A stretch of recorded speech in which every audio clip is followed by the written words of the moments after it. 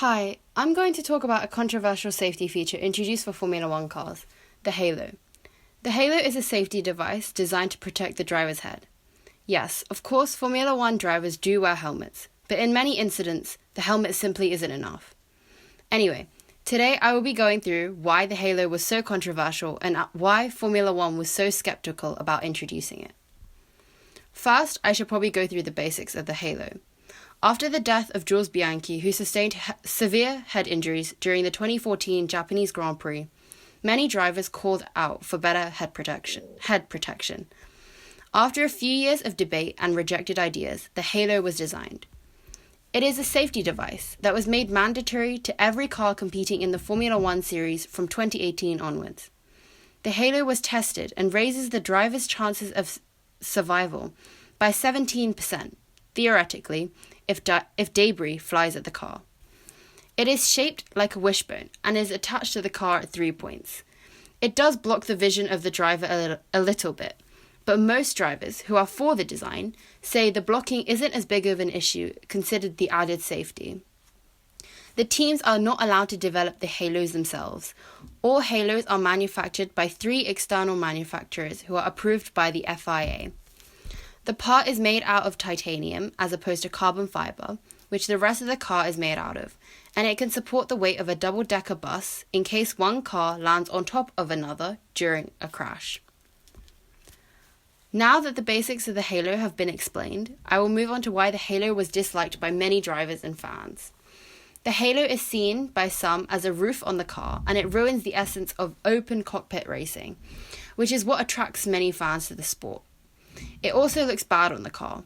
Lewis Hamilton, 5-time world champion, described it as the worst looking mod in Formula One history. But those weren't seen as justifications to not having the device.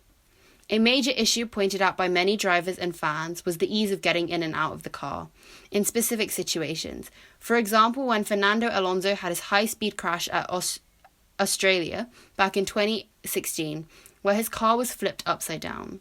Some argued that had the halo been put on his car, it would be harder for him to get out. Fires were another scare for drivers and fans who were already skeptical of the design. Normally, a fire on the car could be detected quickly, and the driver would be able to pull over and have it extinguished before it spread too far. But with the addition of the halo, a driver might be trapped in the car. These possibilities led to further testing by the FIA to ensure that the extra safety for the driver's head was not going to affect the driver's safety overall. The final problem I will talk about is the weight of the halo. Formula One had a weight limit for the car with the driver in it. This was already a huge problem for taller drivers who had to cut down their weight to fit regulations. So for the addition of the halo, the FIA raised the weight limit by 6 kilos to accommodate the device.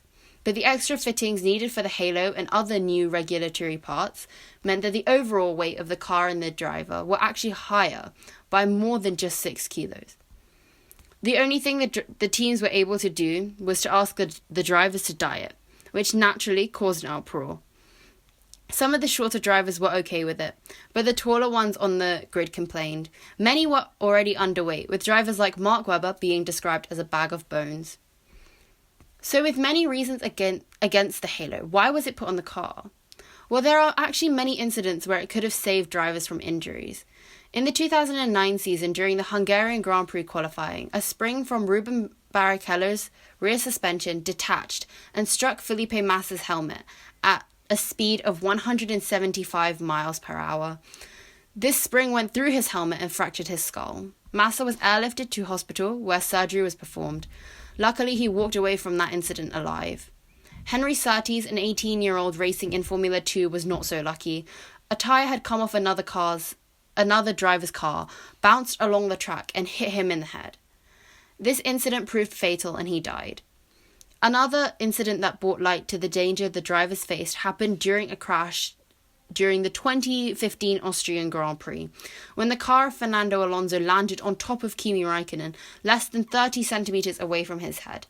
And had Raikkonen been a rookie driver and not taken his hands off the wheel quickly enough, he would have lost his hands. The halo is able to take the weight of a double-decker bus, so adding the halo will prevent incidents like this from occurring again. If the Halo had been on their cars, Surtees would be alive, and incidents like Raikkonen's and Massa's would not have been as bad. Considering the weight rules have been changed for 2019 and the driver's weights will not be included in the maximum weight of the car, the Halo's weight will not be as big of an issue as previously imagined.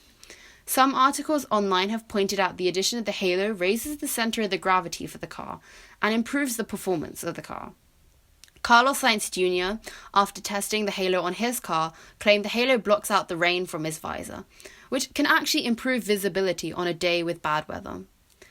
With so many reasons why not to have the Halo, the FIA have had a hard time deciding whether or not to make the Halo mandatory for 2018. But at the end of the day, driver safety is very important, and the Halo is the best option for protecting the driver's head when the helmets simply aren't enough. And I think the FIA made the right choice, and this could possibly save many drivers in the future. Thank you for listening.